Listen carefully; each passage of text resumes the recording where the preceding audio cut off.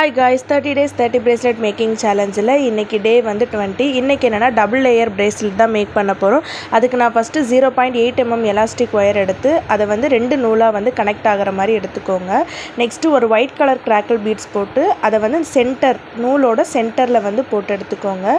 Next வந்து ஒரு சைடுல ஒரு பீட்ஸை இன்னொரு சைடுலயும் இன்னொரு பீட்ஸ் போட்டுட்டு சென்டர்ல வந்துட்டு அந்த ஒயிட் கலர் கிராக்கிள் இருக்குங்களே, நான் இப்போ வீடியோவில் எப்படி காமிச்சிருக்கேனோ அந்த மாதிரி நூல் போட்டு வந்து எடுத்துக்கோங்க. இப்படி வந்து ஸ்டெப் பை ஸ்டெப்பாக வந்து ஃபுல்லாக வந்து எடுத்துக்கோங்க. நெக்ஸ்ட்டு வந்து நாட் போட போகிறோம்.